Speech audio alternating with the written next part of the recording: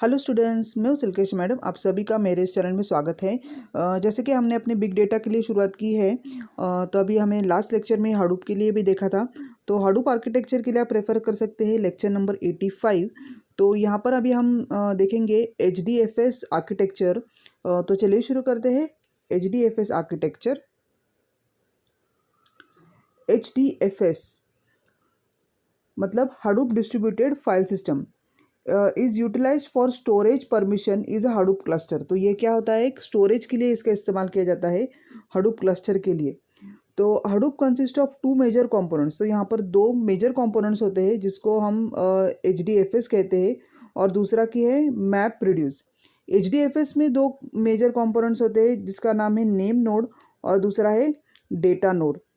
Storing massive data on one computer is infeasible. तो बहुत सारा डेटा एक कंप्यूटर पे स्टोर करना तो इनफिजिबल हो जाता है। So the data is distributed among many computers. तो डेटा जो होता है वो हमारा अलग अलग कंप्यूटर्स में हम डिस्ट्रीब्यूट करते हैं। जावा is the native language for HDFS। तो HDFS जो होता है तो जावा का यहाँ पर इस्तेमाल किया जाता है। एंड HDFS क्या करता है, वो स्टोर भी करता है और मैनेज भी करता है डेटा को। It is best known for its fault tolerance. तो फॉल्ट टॉलरेंट जो होता है इसके लिए इसका ज़्यादा यूज़ होता है। And high availability. तो फॉल्ट टॉलरेंस मतलब सपोज़ यहाँ पर हमारे पास 4 नोड्स है, डेटा नोड्स है। तो इसमें से अगर ये डिस्ट्रॉय कर दिया है, थर्ड नोड अगर डिस्ट्रॉय होता है तो उस जगह पर दूसरा नोड आ जाता है। अब देखते हैं HDFS आर्किटेक्चर। HDFS आर्किटेक्चर में आप देख सकते हैं यहाँ पर हमारे पास दो रैक्स है, रैक 1 और रैक 2। और एक जो होता है हमारे पास मास्टर नोड है जो हमारा है नेम नोड। तो पहले हम देखते हैं, it is a master slave architecture and data storage nodes in HDFS। पहला तो है एक नेम नोड जो कि है मास्टर, एक ही होता है वो सिंगल, और डेटा नोड जो होता है वो स्लेव है जो कि है मल्टीपल नोड्स। तो आप देख सकते हैं ये ऑरेंज में दिया है वो नेम नोड है, मतलब वो मास्टर नोड है। मास्टर नोड एक ही होता है और मल्टीपल डेटा नोड्स होते हैं। ये सारे ब्लू में जो दिए हैं वो सारे हमारे डेटा नोड्स है जो कि वो स्लेव्स है। Name node contains metadata, data replication and distributed data. तो नेम नोड में हमारे पास डेटा रेप्लिकेशन होता है। तो ये नेम नोड है, हमारे पास मेटाडेटा है, नेम और रेप्लिकेशन होता है जो कि हमने दिया है। तो यहाँ पर क्या हो जाता है,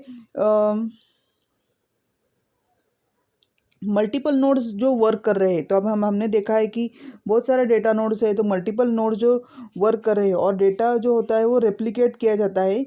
तो data got replicated in multiple racks. तो अलग अलग रैक्स में ये डेटा रेप्लिकेशन किया जाता है। तो ये रेप्लिकेशन हम कर रहे हैं। रेप्लिकेशन मतलब क्या होता है कि अगर कोई चेंजेस होते हैं फाइल्स में, तो फाइल्स बाकी जो फाइल्स में भी कॉपी हो जाता है वो सारे चेंजेस। इसका मतलब है रेप्लिकेशंस। Read operation. तो रीड ऑपरेशन में कैसा होता है, यहाँ पर हमारा रीड है तो क्लाइंट क्या करता है, डेटा रीड करता है रैक में से। और नेम नोड जो कंटेन करता है मेटा डेटा।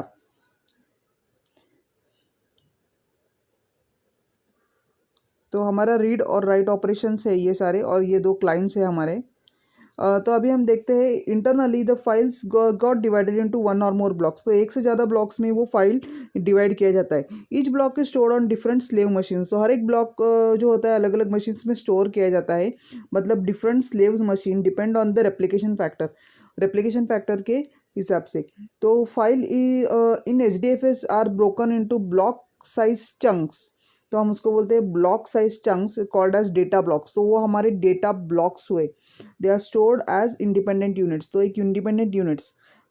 हम एग्जांपल देखते हैं कि जैसे हमारे पास 612 MB का जो हमारे फाइल है जिसका नाम है ex.txt। तो हम उसको अलग अलग ब्लॉक्स में डिवाइड करते हैं। हमारे पास 5 ब्लॉक्स है, A, B, C, D और E। तो यहाँ हम डिवाइड करते हैं 128, क्योंकि ये 128 हमारा डिफ़ॉल्ट ब्लॉक है। तो 128 इंटू 4 जो कि हमारा बन जाता है 512 MB, और प्लस 100 ब्लॉक्स जो हमारा ई में है तो वो हमारा हो जाता है 612 MB। अब देखते हैं फंक्शंस ऑफ नेम नोड। तो नेम नोड जो कि अभी हम तक देखा है कि नेम नोड जो होता है वो एक मास्टर नोड होता है, और तो मास्टर नोड में क्या करता है, it stores and manages the file system name space. तो name space file system name space manage करता है, that is the information about the blocks of files. तो ये सारे क्या करता है, फाइल्स की इंफॉर्मेशन, मतलब जैसे कि ब्लॉक लोकेशन क्या है, उसका परमिशन क्या है, फिर it executes the file name space operations. तो यहाँ पर जो भी ऑपरेशंस हो रहे हैं, जैसे कि ओपनिंग ऑपरेशन है, क्लोजिंग है, रीनेम है फाइल्स और डायरेक्टरीज का, it takes cares of the replication factor of all the blocks. तो सारे ब्लॉक्स की रेप्लिकेशन फैक्टर्स के लिए देखता है। It determines the mapping of the block of file to the data node. तो डेटा नोड को मैप करता है। It records each change made to the file name space. तो हर एक नेम स्पेस में जो भी चेंजेस होते हैं वो भी रिकॉर्ड करता है। It keeps the location of each block of the file. तो सारे ब्लॉक के लोकेशंस फाइल्स में रखता है। It periodically checks the availability of data nodes. तो डेटा नोड्स अवेलेबल है क्या वो भी सारा देखता है, जैसे कि कौन सी इंफॉर्मेशन रखी है, और कौन सा डेटा जो होता है कौन से नोड में रखा है, और दूसरा जो होता है अगर कोई नोड डिस्ट्रॉय हो जाता है तो वहाँ पर कौन सा नोड रिप्लेस करना है। तो ये सारी चीज़ें जो होती है वो नेम नोड के अंदर आती है, तो वो देखता है।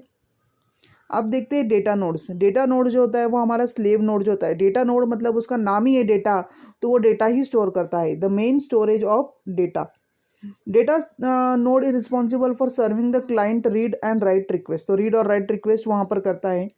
Based on the instruction from the name node, data nodes perform block creation. Data nodes क्या करता है, block creation, replication, deletion. It sends the heart beat to the name node to report the health of HDFS। तो HDFS का health report करता है। So after every 3 seconds this send report to the name node. 3 seconds because 3 seconds by default होते हैं। It also sends block reports to the name node to report the list of the block it contains. तो कितने सारे blocks है वहाँ पर, तो उसका भी रिपोर्ट वो सेंड करता है। अब आते हैं सेकेंडरी नेम नोड के बारे में। सेकेंडरी नेम नोड जो होता है, तो अभी हमने देखा है कि ये नेम नोड है और ये सेकेंडरी नेम नोड है। It works as a helper node to the primary node. तो ये क्या करता है, सेकेंडरी नोड जो होता है वो प्राइमरी नोड के लिए हेल्पर करके होता है,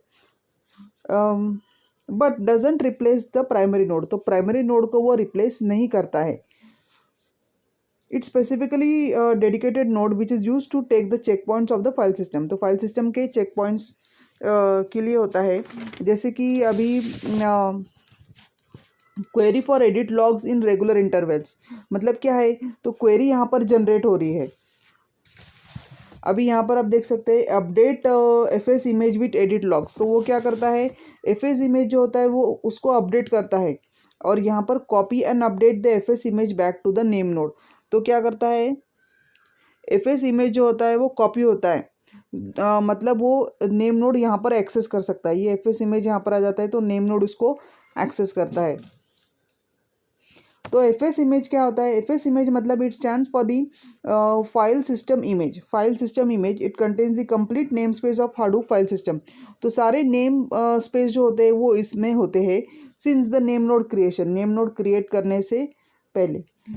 एडिट लॉग्स मतलब उसका नाम ही है एडिट, तो it contains all the recent changes perform to the file. तो फाइल में सारे जो भी चेंजेस हो गए तो उसमें होते हैं name space to the most recent FS image. तो FS इमेज रिसेंट तक उसमें एडिट लॉग्स में होते हैं। तो ये बात हो गई हमारी हाडूप आर्किटेक्चर के बारे में और HDFS आर्किटेक्चर के बारे में, जो कि अब तक आपने देखा है नेम नोड और डेटा नोड के बारे में। अभी हम अपने नेक्स्ट लेक्चर में कंटिन्यू करेंगे मैप रिड्यूस के बारे में, तो आप वो वाला भी वीडियो देखिए। तो अब तक के लिए thank you and please subscribe.